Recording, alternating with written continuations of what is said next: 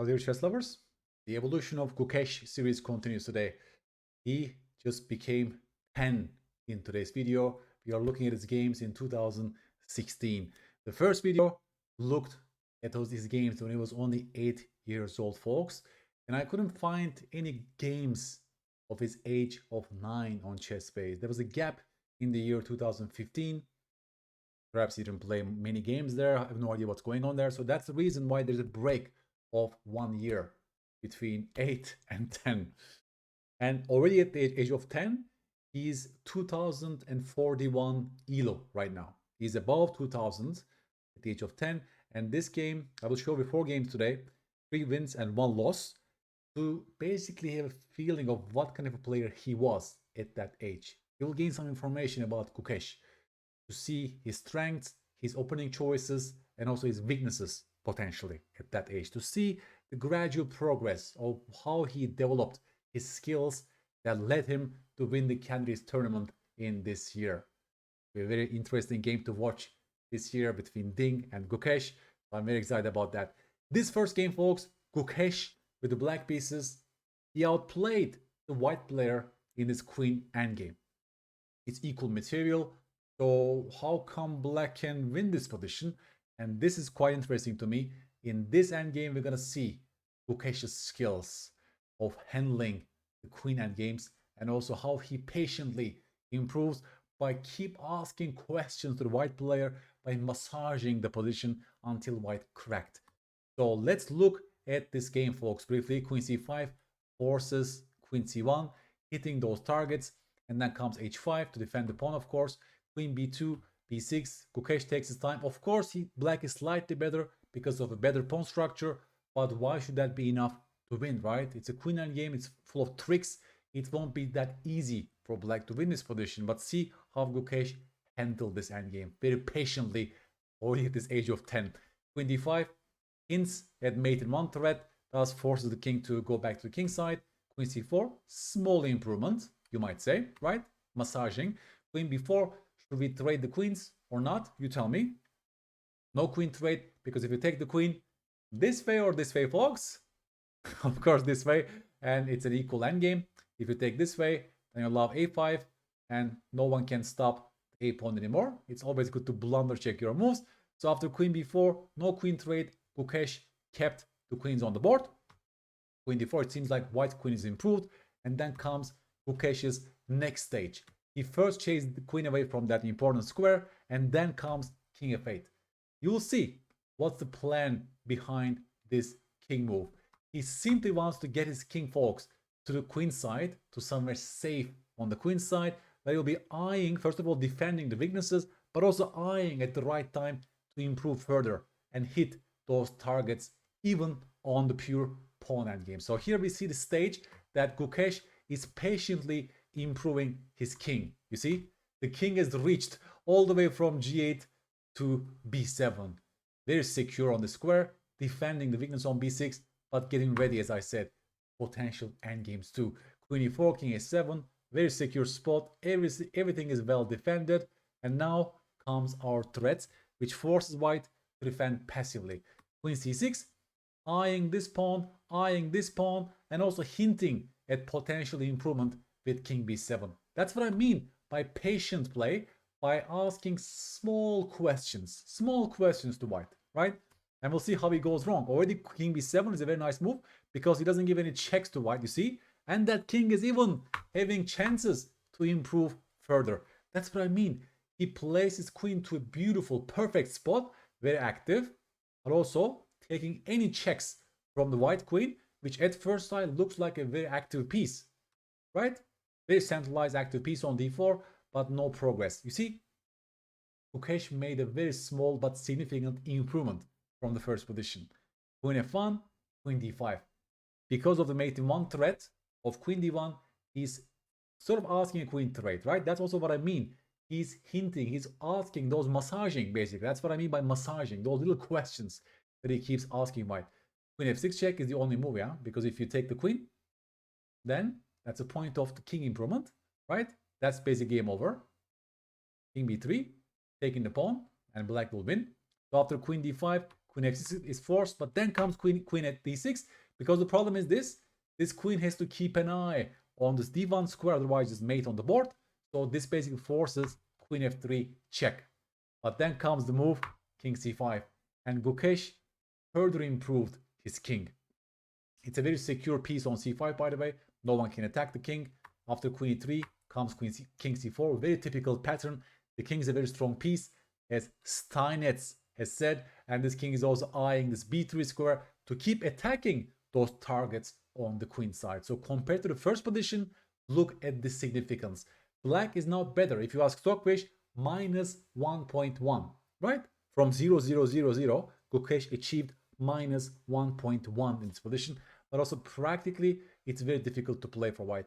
He went wrong immediately with the move king e2, and you will stop the video here, folks, and tell me the winning move for black. Gukesh didn't miss the chance to achieve a winning position, and you're a great player if you found the move queen e6, which forces a queen trade, because after this, black king is so much more active than the white king, and black is winning the game like this. That's the game continuation, by the way, folks. Gukesh won the game like that. Isn't it like a beautiful victory? Go with the moves very quickly. Of course, white resigned after the move king a2. You see, by asking small questions, he forced white to make a mistake. And the mistake was king e2, and Gukesh also knows his pawn endgame patterns, as demonstrated by the move queen e6. When you have such a more active king, like on c4 versus e2, of course, you are welcoming pawn endgames. And that's an easily winning pawn endgame for black, as understood from this weakness on a4. So in this position, instead of king e2, the best move was king g1, but that's also going on the other side for white, right? It's difficult to find such moves in practical games. You see, Gukesh would improve further, maybe king b3s would come. You see, it's just difficult to play for white in this position. Black made significant progress. This, to my mind, already signifies Gukesh as a 10-year-old child, showing great technique in the endgame. He knows his endgame patterns, and he can patiently outplay people, slowly grinding down with small improvements. With small improvements like that. Once again, I'm just going to show you the moves, just to make it clear, folks, how he improved further.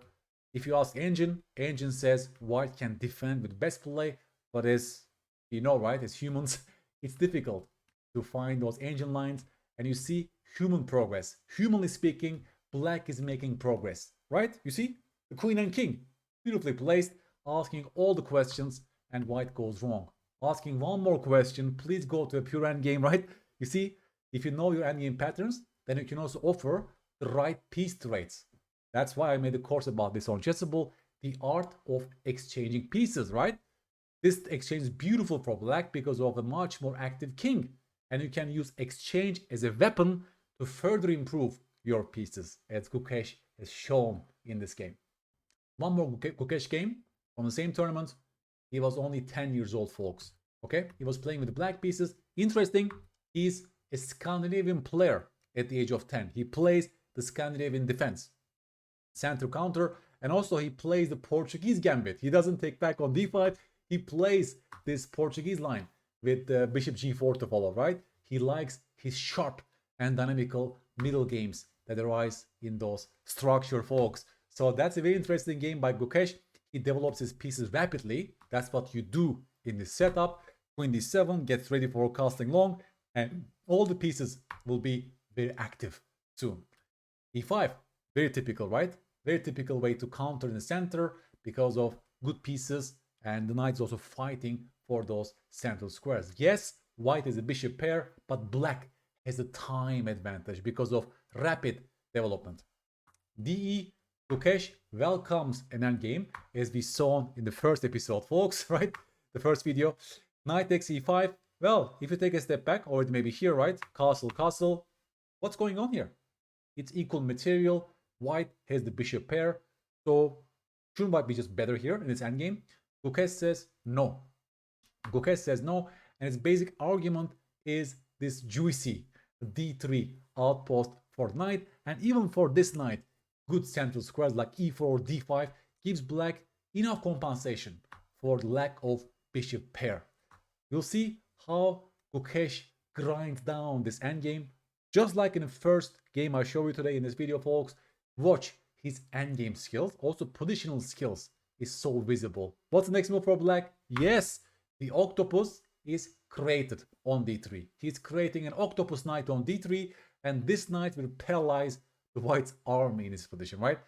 Hitting the bishop, stopping rook e1, overall very active piece, and that's an outpost because no white pawn can chase that knight away. Okay, that's the first improvement. Here comes second improvement, knight f3. This knight no longer controls e4, so Gukesh directly takes advantage of that and he pushes knight e4. Look at those beautiful knights. He gave up the bishop pair, but look at the knights he created as a result. Great positional play. That knight is also hitting on the pawn on c3, also put pressure on the pawn on f2. Okay? Bishop d2. He needs to passively defend c3, and comes Gukesh's next move. What's that multi-purpose move that activates the bishop, that places the bishop to a great square?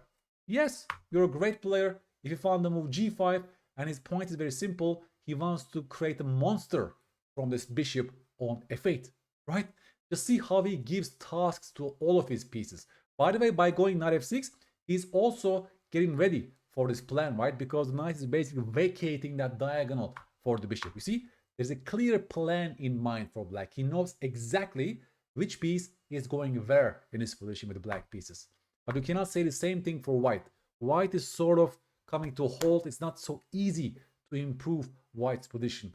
Look at those beautiful knights. Look at that bishop controlling those central squares, hitting here, and now he's also ready for the final piece. What is the first place piece? The rook. What's the next move? Of course, rook d8. Simple chess, and look how he handled all of his pieces in this middle game. That's how he outplayed people at the age of 10, right? Rook d8, c4. Well, what else? They need to get rid of their weakness on c3. Comes f5, cementing that strong knight on e4. Every piece is beautiful, and black is improving their position further. Maybe you can go g4 at some point, right? We can see progress for black in this position, but you can't say the same thing for white pieces in this position. Where is white improving? This rook is stuck in guarding f2. There is no rook e1. This bishop is also strangely placed, no secure square and so on, right? He also needs to guard against this invasion all the time, so it's very difficult to even suggest something to white. There are all these ideas all the time, like knight b2 followed by knight takes c4. You see, there are already so many problems for white, and that's why he goes g4 in this position, folks. He wants to stabilize something, maybe undermine that knight on e4, but here comes Gukesh's refutation. He first takes on g4, after takes back, he takes on d2 first, and here white goes wrong, folks. White should have taken back with the knight in this position, but he took back with the rook. It looks more active, but then comes Gukesh's tactical refutation. Please stop the video right now, folks. It's black to play. I want you to find that beautiful sequence for black, that one material. Please dig deeper, stop the video, and find the entire line for black. You're a great player. If you looked at this knight, that's a loose piece. If you looked at this rook, that's potentially a loose piece. And if you found the resource, knight e5. It's a beautiful move that hits the knight on f3, which will be hanging with check, by the way. That's very important. Also looking at the rook on d2. And here, rook takes d7 was the game continuation. But of course, we have this division check first. Take on a3 with check. King h1. If they go to g2, very important. We can save our knight with check, followed by king takes d7, and black is an extra piece. That's exactly why he goes to h1. By the way, after this king h1, let's look. Should we take with the rook or with the king, folks? You tell me. Two choices. You're a great player if you came up with king takes d7, because you don't want to allow this, right? You don't want to give this pin to white. So that's why Gukesh took back with the king, and with an extra piece, decided the game. I will show you the game continuation later on. But after knight e5, folks, what if white goes bishop f5 here and pins our rook? Well, you tell me. Knight takes f3 check, followed by knight takes d2. And again, black is winning material here. So you see, knight e5, white has no response, because that knight is hanging. If you take on e5, well, that's easy, right? We take on d2. That's understandable. What else? You can't take on e5. If you take on d7, this hangs with check. Otherwise, there's no natural move left. If you defend your knight, I can take your rook anyways. So this beautiful tactical eye for Gukesh. But you see, tactics flow from good positions in chess. That's a perfect example of that. Black built up a beautiful position. Every single piece is beautifully placed. And that's exactly the reason this tactic is working for black. If you look at white's position, this knight is loose. This rook is not connected to this rook on d2, right? Lack of coordination. And these are all the signals for you to understand, to explain why this tactic is working for black. Because if you truly explain this to yourself, there's a higher chance that you'll find this in the actual game. Okay, knight e5, and black is winning directly. So the game ended like this. Very briefly, I'll just show you. Gukesh, of course, he can easily win this position with extra piece, right? His opponent kept on playing. He kept on playing, but Gukesh is a very strong endgame player, as we already know, at the age of 10. So it should be piece of cake for a player like Gukesh, as he showed in this game. Beautiful pieces, still beautiful pieces. Let's look at the technique, right? He's using that a pawn as a decoy to improve his king. That's beautiful, right? The king invades. He takes on f3. And I guess he will resign soon, right? Yeah. Beautiful endgame play. Beautiful endgame play, folks. White keeps on playing. Of course, there are kids, age of 10. They keep on playing. And Gukesh won like this. The beautiful mate on the board. I will just show you one segment in 10-year-old Gukesh's game to show you what a skillful player he was in converting a winning advantage. First, he gets his position with white pieces. It's a beautiful structure for white. Space advantage. The e5 pawn is weak. And also in terms of king safety, right? Our king is arguably safer than the black king. And then he goes queen e3. Very simple move, hitting the weakness on e5. And after queen d6, he finds a very strong follow-up of c5, chasing the queen from d6, pushing the queen side pawn majority. And after queen f6, that's the only move to keep an eye on e5. Obviously, right? He sees this alignment on the f-file and he plays g4. White is winning a piece, but I will also show you how he converts this position, right? Most of us mortals will get a position like this, but then it will fail. So his technique was already great. King h1, getting ready for rook g1s. He's anticipating rook g1 at some point, right? Knight g6 comes a beautiful move, bishop e4. The pawn is pinned and he's basically disturbing these beautiful pawns for black, right? He basically wants to create some sort of concession of those pawns. And bishop e4 is a very nice move because black cannot take the bishop. Thus, he's forcing the move f4, but that definitely made the bishop a much happier piece. Comes queen d3, very simple chess, defending everything and also putting pressure on that knight. And you guessed it right? What's coming next? Of course, rook g1. That was the whole point of king h1. You see how he planfully executes the segment, how he converts the winning position. Rook g1 gets ready for that. After rook g8, simple chess. Tell me a simple idea. Yeah, rook g2 followed by rook g1. Gukesh plays simple chess because that's what you do in a winning position. You don't complicate things unnecessarily, right? You just keep control, keep improving every single piece, and keep on putting pressure on the enemy. So just to tie their pieces down, right? It's as simple as that. And Gukesh at this age has already shown us this skill. And here, folks, please stop the video and tell me the finishing touch for white. Once you get this position, what is the first thing you should look at? The question is, do I have a forcing win, right? Because there are all the signals on the board right now that white is full activation. Everything is paralyzed and pinned for black. But then the first question is, well, is there a forcing win for me at this stage, right? That's a very natural question. And Gukesh finds that forcing win. And congratulations, if he solved the entire line in this position and went rook takes g6, rook takes g6, rook takes g6, rook takes g6, bishop takes g6, queen takes g6, queen takes g6, king takes g6. After exchanging everything down, what did we achieve here? Well, extra knight, that's clear. But have you seen these two pawns, folks? Can you guess Gukesh's next move? Yes, the breakthrough d6, and these two pawns, one of these two pawns are gonna queen very, very soon. After takes, you tell me the next move. Yes, c6, and the king is outside of the box and no one can stop the pawn anymore. Isn't it beautiful? Lovely little combination. But this phase was actually easy to find. The difficult phase was how he got to this position from here, right? Most of us mortals will go wrong in a position like this. Gukesh keeps full control. Even with extra piece, he keeps control. He improves every single piece, plays simple chess, and once he reaches this position, he goes for the forcing solution. Black has no response against this. Black has no counterplay, and the game will be over. I will show you how the game ended. F3, of course, we secure our knight. We don't want to give this to black, of course, right? Knight c3, also stopping these two pawns from rolling forward.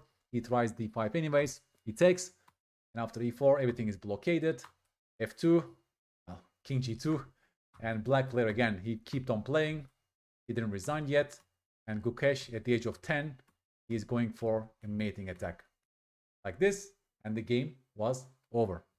And now, I will show you one loss by Gukesh at the age of 10 against Narayanan, a very strong player. He was already 2,490 at this time. So Gukesh, he's improved his rating, by the way, when it came to this, because that's a December game in 2016. His new rating is 2,236 at the age of 10 already. Impressive, right? Impressive. But here we will see a loss of Gukesh, and we'll try to understand why he lost this game. He was already a great fighter. He got himself a good position. He missed a couple of wins. It was a very sharp Sicilian battle, and we're gonna see what kind of mistakes he was making at that age. Okay, Najdorf, Gukesh at this age, he chose the G3 setup against the Najdorf. Very interesting. Positionally very sound. Also creates, has sort of venom, right? He's basically securing his king on G1 by placing the bishop on G2, but he doesn't shy away from his ambitious plan of H3, G4, G5, and Knight G3. He wants to get best from both worlds. This bishop also supports the center. He's stopping D5 and so on. It's very sound strategically, right? But also carry the venom. So Gukesh liked that setup against the Najdorf at this age, folks. H3, very typical. Slowly improving with G4 followed by Knight G3 is our idea. It's white in this setup. Bishop B7, castles, Bishop E7, right? The king will be very secure on the king side, and we want to play it positionally, he says, because of the D5 outpost and so on, and further improvement, as mentioned, the G4, G5, and so on. Okay, so B4 is on the board. Black cannot wait any longer, because if black keeps on waiting, white will dominate the D5 square. So that's a very sharp battle, but Gukesh goes Knight D5. That's also very typical in those structures. And yes, white filled the outpost with a pawn, but white also gained the e4 square for their pieces. Plus f4 is an idea for white that will rip open the center. Very sharp Najdorf middle game is waiting for us, folks. a3, Gukesh also likes to activate his rook on the a file. It's a good improving move, of course. So white can play on the queen side, also king side here. It's a very solid structure for white. It doesn't mean that black is lost, by the way. Black is also has so many resources. For example, bishop a6 or bishop g5 and so on. He chose bishop g5. He's exchanging his bad bishop for white's good bishop in this structure. But what's the problem? The problem is that after takes, you invite some knight e4 tempos or maybe even f4 at some point to white. And these middle games are quite tricky to play for both sides, actually, folks. Knight f5 is coming. You see, he created a monster from his poor knight on e2 with this entire setup with g4, knight g3, and knight f5. That's a very stock standard pattern. And here after rook d8, Gukesh finds a very powerful pawn break f4. Playing with full energy in his position, he tries to activate his rook on the f file and put pressure on the king side. He played queen f6. If he played the move e takes f4, that would weaken the d4 square. For example, white can take on b4 first, take on a8, followed by queen d4 with a clear attack on b4, but also on f4, and white will gain the upper hand in this position. With a beautiful knight on f5, the king is very secure, and the bishop is guarding the king naturally on g2, right? So you see, already here, he's showing some great play in terms of pawn play and piece activity in those sharp Najdorf middle games. Queen f6, he's playing against a very strong player, almost 2,500, and see how Gukesh is fighting with white in this position. Queen d2, connecting the rooks and getting ready for this. Maybe also queen g5 fight is at some point is in the air. So black goes queen takes b2. That's a risky pawn grab for black for sure, but he's also making the game much more sharper, basically, right? And after queen g5, Gukesh is hinting at this move, knight h6, putting pressure on g7, eyeing the rook on d8 and so on. Black goes rook d7. He hints at defending f7 this way, but also maybe eyeing f6 at some point, okay? A takes b4, and black goes f6. Just to show you that after a takes b4, black has to be so careful, because if he recaptures, then this is the problem. Knight h6, and here after king f8, folks, you tell me the next move. First, we take on f7. After this, we take on a8 check and queen d8 mate, right? Just look at this. The king is in a terrible net after knight h6. And if he does go to h8, this falls with check, and the game is already over after this, right? Beautiful, beautiful mate. So after a takes b4, black has to be so careful. That's why he goes f6 in this position. Queen e3 is a beautiful move. The queen is a very strong piece. Eyeing here, stopping rook e8 and so on. And queen takes b4 was the game continuation. Here Gukesh again, he looks at the king on g8. He looks at his active pieces and he finds the move g5, right?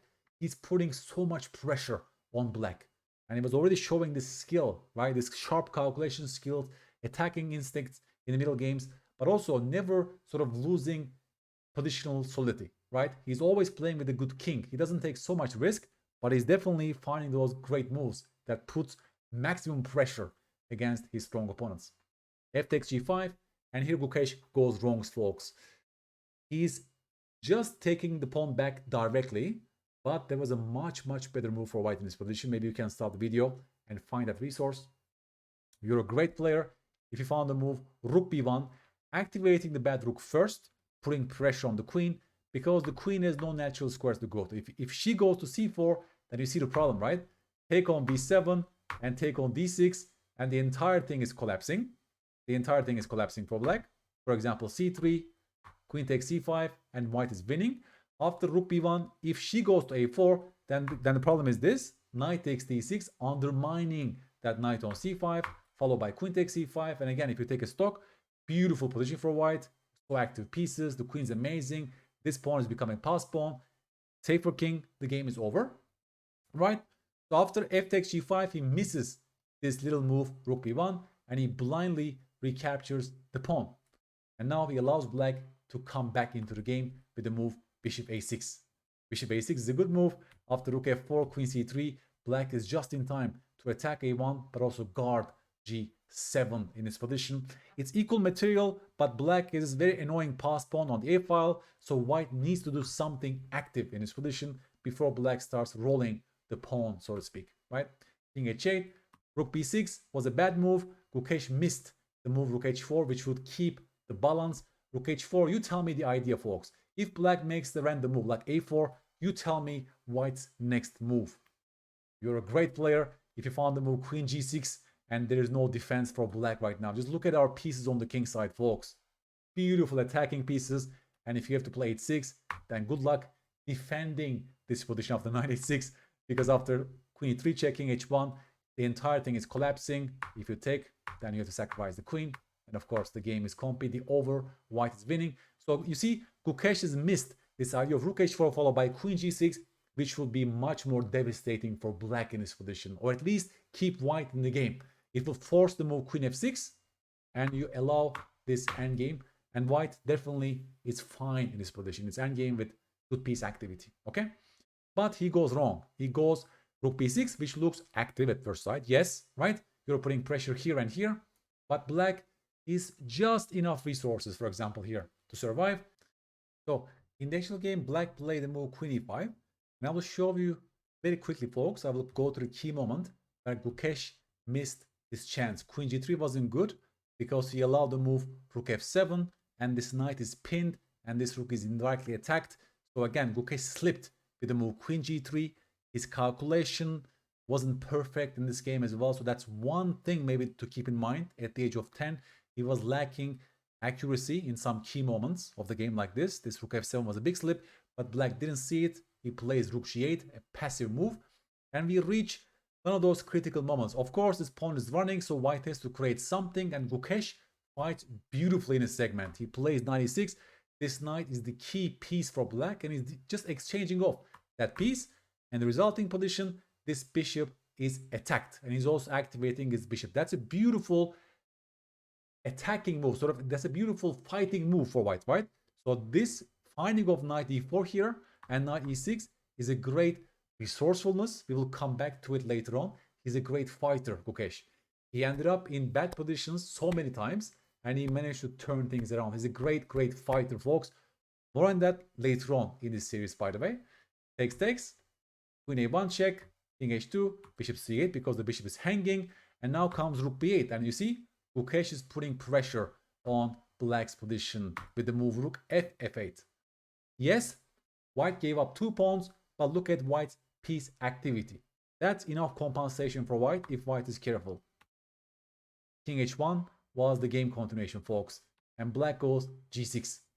Black wants to defend squares with the queen, and here we are reaching the key moment of the game, folks. Queen f8 is very logical, of course. He wants to just mate the black king.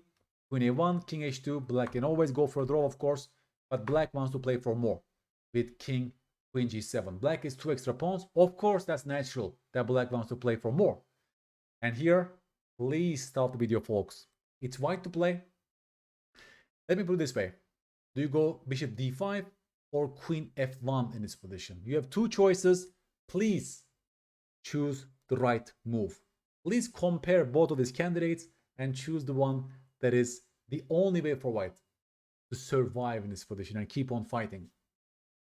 You're a great player if you found the move queen f1, which was missed by Gukesh in the actual game, because the point is very simple. He wants to go bishop d5 on the next turn. Let's say they go a3 here, which would be a big mistake, of course. Bishop d5, and you see, black is helpless in stopping against rook takes g8. Very active counterplay for white. So queen f1 will be nice. You're also stopping queen a1 checks, by the way. That's the point, right? Gukesh rushed and played the move bishop d5, which is a big, big blunder. Yes, it looks like a beautiful move, right? Because then I want to take on g8 with mate to follow. But what is he missing, folks? He's missing that his entire second rank is becoming weak. And he's inviting this rook e2 check in 2 moves. Queen a1 check, missed by Gukesh, because now, because you move the bishop from g2, this rook e2 comes with a check. And now there is no turning back for the white king, right? The king will be chased away with the heavy pieces. And here black found a great way to finish off the game, right? After sequence of moves, h5 is a very nice move, and the king cannot survive. Rook e5 check, followed by queen d2, right? And followed by queen g5 mate. Gukesh let black in mating because of out of courtesy probably, and that's a beautiful checkmate. So Gukesh here, right, again, in a key moment, he went wrong. Bishop d5 looks beautiful. He's a great fighter. He almost managed to turn things around to come to this position, but in a critical junction, he didn't give himself enough choices, or he did not carefully check for forcing moves for black, right? Forcing moves, namely queen a1 followed by rook e2 check. So he should have been much more careful about his king's safety before bishop d5. In this setup, usually the king is very safe for white, defended by the bishop, but the moment you move the bishop from the second rank, you need to be actively seeking for potential drawback to his moves. At the age of 10, this wasn't perfect yet. And that's the final conclusion of today's episode. Gukesh showed great endgame skills to outplay people in even endgames. His positional understanding was great in the second game. Remember, the knight on d3, beautiful octopus on d3. Every single piece was perfect, and he won games like that. He was great in finding tactical sequences to convert his positional advantages. He was also great in converting an extra piece. Remember that bishop e4, rook g1 ideas, giving no counterplay to your opponent whatsoever. Very clean victories. But in sharp positions, in sharp middle games, especially against very strong players like this, he's a great fighter, by the way. He really found great ways to fight or counterplay on the king's side, but in critical junctions, he went wrong. For example, here, right, in this position after f takes g5, he missed the move rook b1, which is, by the way, difficult to spot, of course. And even after queen takes g5, when we come to this critical moment, He managed to turn things around with knight e4, knight e6, folks. That's a beautiful segment, by the way, right? By the way, he's allowing rook f7 here. That's a big slip, by the way, right? So in those moments, in complications, very sharp middle games, he was sometimes blundering games like that. He was giving those forcing moves to the opponents that could win games directly. And finally, in those critical junctions, he was sometimes missing those retreats that will keep up the pressure with moves like bishop d5. And even after rook f7, by the way, comes queen c4 in this position that puts the maximum pressure on that bishop. There is no rook f1 check because of this, and the bishop is pinned, right? And after this, you're forcing rook f8, but that's actually a great version for white because first you do this check and then you take on a4, and this was a savable position for white. But of course, that required great calculation skills. Perhaps he was in time trouble as well, and he was sometimes missing out on these accurate moves in sharp positions. We will see as he grows, as he becomes 11 and 12, we'll see whether this skills is also growing. But one spoiler, Gukesh is a great fighter, and he ended up turning so many bad positions. According to Stockfish, sometimes it was just -2, -1.5, and we'll see so many games that are turned around by his resiliency, by his stamina, by his constant search for fighting chess and constant skills of finding his ways out from bad positions. That really characterized early Gukesh. More on that later on. But one big conclusion from today's episode, at the age of 10, his endgames was already getting great, and his conversion skills was already getting great. And he was attaining 2,236 ELO by the end of 2016. And we'll see how it evolves in 2017 on the next episode. Thank you so much.